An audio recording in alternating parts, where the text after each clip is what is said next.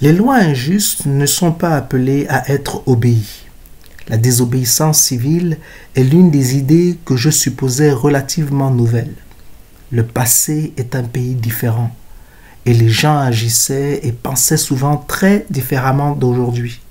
Mais parfois, en lisant, vous tombez sur un événement qui semble étonnamment moderne et pertinent pour notre époque, où vous voyez un incident dont vous étiez au courant sous un jour complètement différent.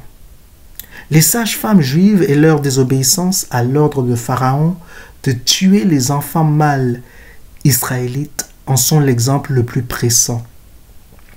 Je le savais, mais je n'ai réalisé que très récemment à quel point il s'agissait d'un exemple évident de désobéissance civile. Au cours de la semaine dernière, j'ai lu l'excellent commentaire de Carol Meyers sur le livre de l'Exode. C'est un livre perspicace et vous fait réfléchir sur les événements décrits dans le texte.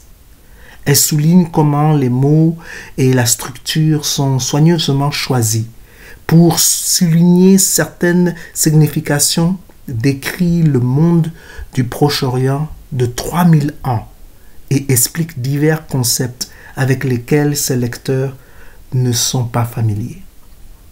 Dans Exode 15, au verset 1, la Bible déclare que le roi d'Égypte, qui ne connaît pas Joseph et reste anonyme, ordonne aux sages-femmes hébraïques, dont 2 sont nommées Shirpra et Pura, de tuer les bébés hébreux s'ils sont des garçons. Meyers souligne que les premiers Israélites nommés dans l'Exode sont des femmes et qu'on leur donne la dignité des noms, par opposition au pharaon sans nom. Le pharaon essaye d'amener les sages-femmes à commettre des actes terribles pour lui et à diviser les Israélites entre eux. S'il peut amener les sages-femmes à assassiner les bébés, le reste du peuple les blâmera probablement. Et la probabilité d'une résistance hébraïque unifiée sera grandement diminuée. La profession de sage-femme semble également être une profession féminine et le pharaon s'attend à ce que ces femmes, qui sont après tout probablement elles-mêmes des esclaves et qui peuvent être menacées de punitions terribles, obéissent à son ordre. Elles pensent à elles, elles craignent pour leur vie. Mais dans peut-être le premier cas enregistré de désobéissance civile, dans la littérature, ils ne le font pas. Le texte déclare que les sages-femmes craignaient Dieu. Ils n'ont pas fait ce que le roi d'Égypte leur avait ordonné, mais ils ont laissé vivre les garçons. Ces sages-femmes israélites sont les premières à résister aux ordres du pharaon. Et le récit de l'Exode décrit cela comme la bonne chose à faire, un acte courageux et conforme à la volonté de Dieu. De plus, ces femmes sont des sages-femmes professionnelles et leur travail consiste donc à mettre au monde des bébés en toute sécurité. J'imagine qu'elles auraient été particulièrement horrifiées par un commandement si complètement opposé à tout ce pourquoi elles travaillaient, et cela aurait renforcé leur détermination à résister. Le pharaon découvre que les sages-femmes juives ne tuent pas les garçons nouveau-nés. Ce serait de toute façon très difficile à cacher. Alors il les convoque en sa présence et demande à savoir pourquoi ces ordres n'ont pas été exécutés. Les sages-femmes hébraïques se tiennent sur le tranchant d'un couteau. Le pharaon est probablement furieux et habitué à ce que chacun de ses ordres soit obéi et prêt à ordonner de les punir ou de les tuer si elles n'ont pas de bonne réponse. Comment réagissent les sages-femmes? Elles suivent l'une des plus anciennes traditions de la Bible. Elles font semblant de ne pas comprendre la gravité de leurs actes. Elles les banalisent et disent au pharaon ce qu'il veut entendre. Les sages-femmes lui disent que les femmes hébraïques ne sont pas comme les femmes égyptiennes, car elles sont vigoureuses et accouche avant que la sage-femme ne vienne à elle. Le langage qu'elles utilisent pour décrire les femmes hébraïques qui accouchent n'est pas flatteur. Elles les comparent indirectement à les animaux. De cette manière, ils dénigrent les Hébreux comme un moyen de détourner les soupçons. Les propres préjugés du Pharaon contre les Hébreux sont utilisés pour les aider. Il y a d'autres histoires dans la Bible qui ressemblent à celle-ci, comme le dit très bien Myers. Elle se disculpe par tromperie, un thème qui apparaît fréquemment dans la Bible hébraïque.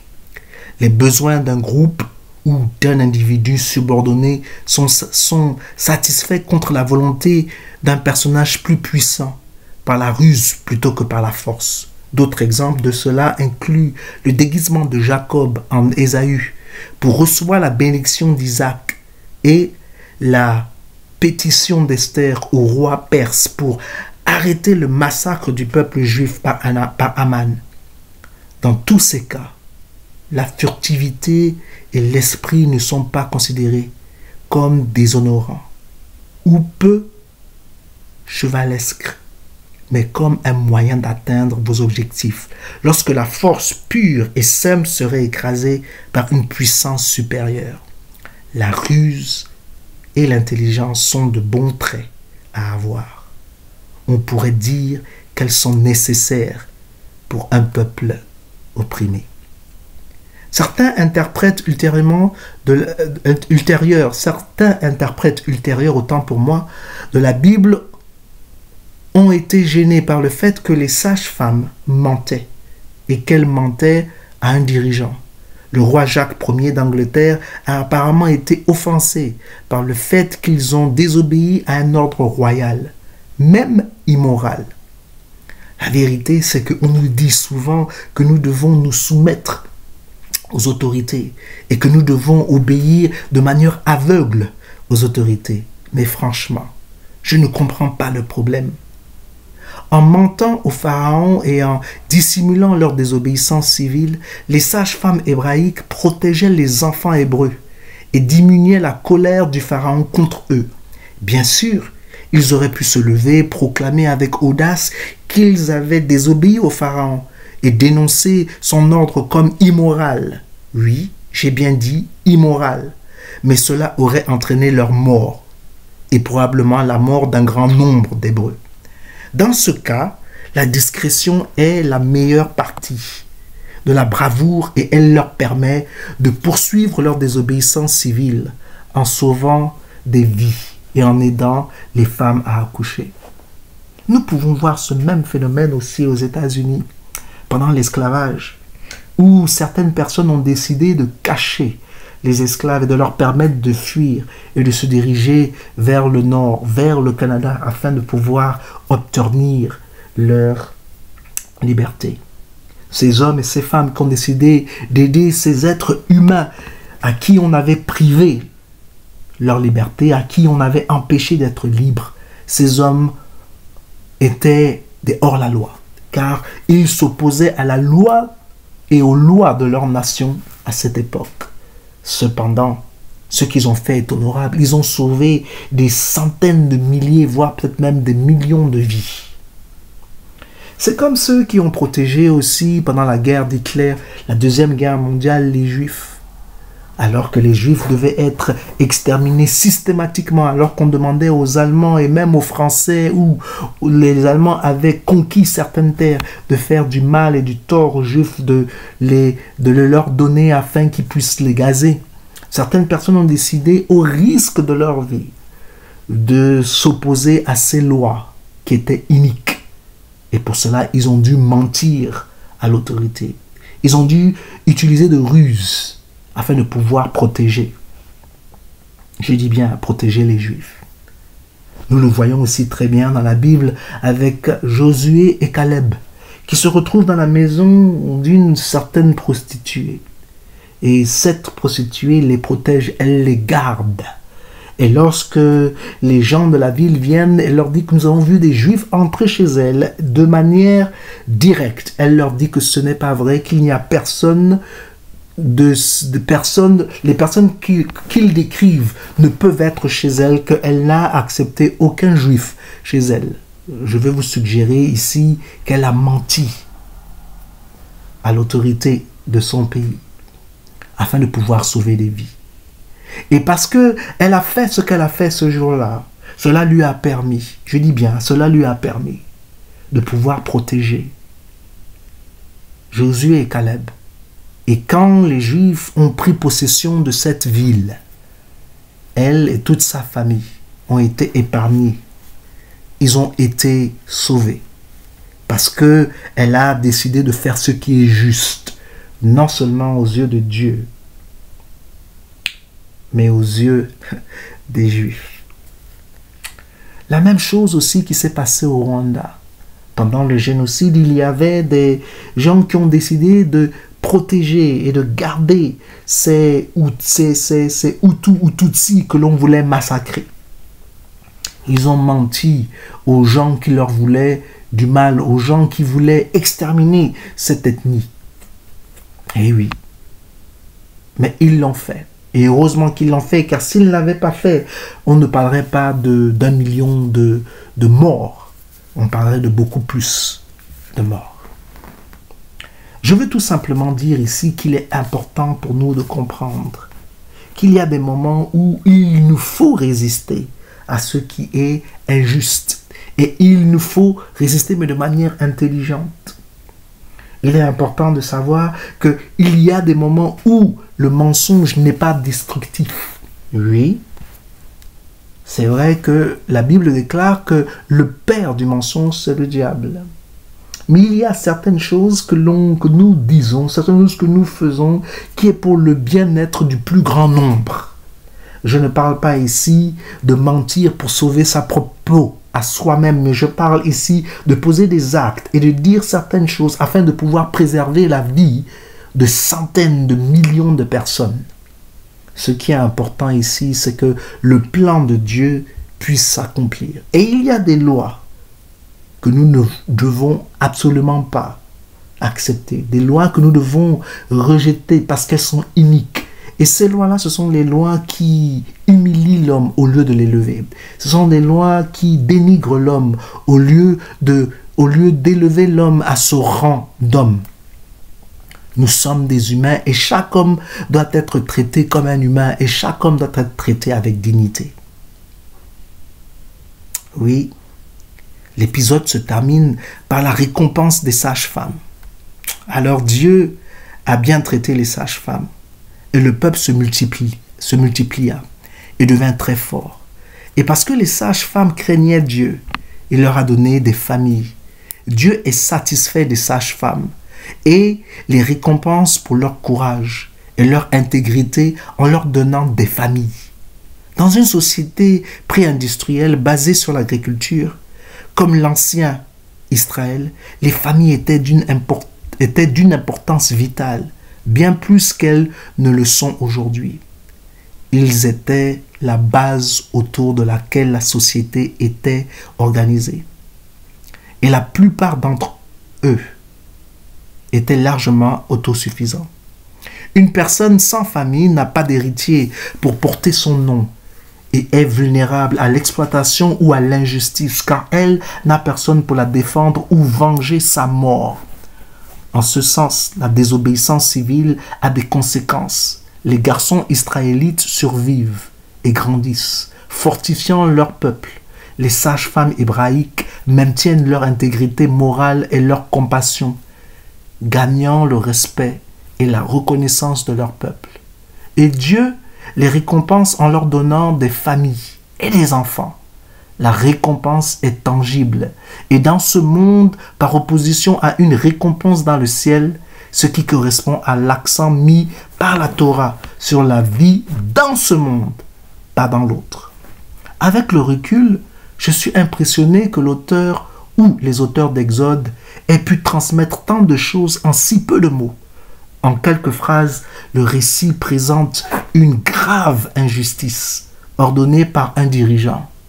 Montre comment un groupe de femmes marginalisées a discrètement désobéi à cet ordre et sauvé de nombreuses vies. Montre comment les femmes ont échappé à la punition par la ruse et se termine par une description du bon qui ont résulté de leur action courageuse.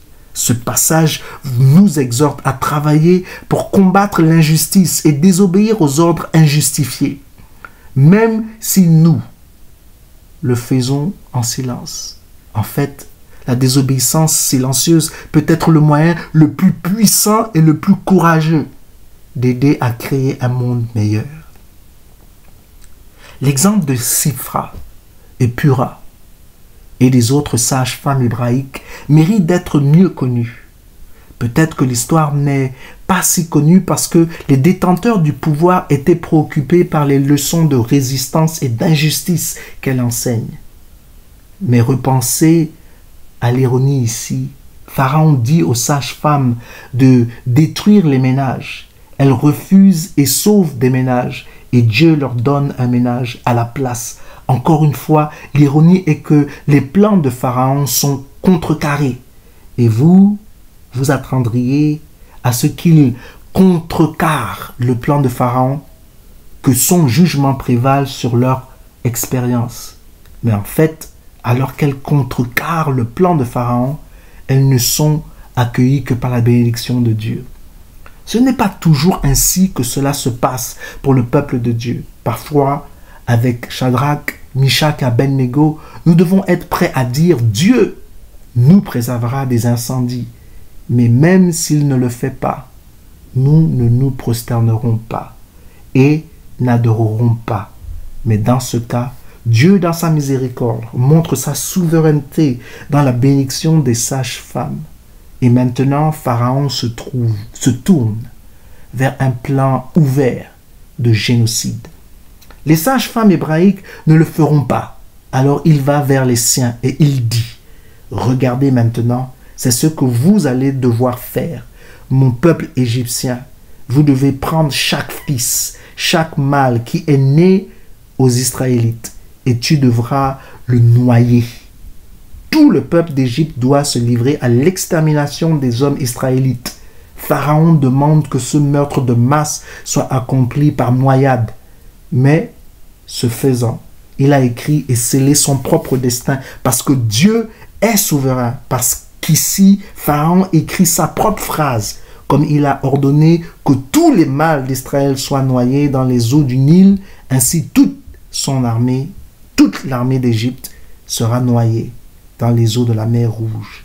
Et dans le passage suivant, le sauveur d'Israël, Moïse, plutôt que d'être noyé dans les eaux du Nil, sera sauvé par la fille de Pharaon. Dieu est souverain. Craignez-le, saint, et vous n'avez rien d'autre à craindre. Craignons Dieu. Prions. Ô Dieu, tu honores ceux qui t'honorent. Tu punis les méchants par leurs propres désirs et desseins. Accorde-nous donc de tenir ferme et de te louer en ce jour et pour toujours.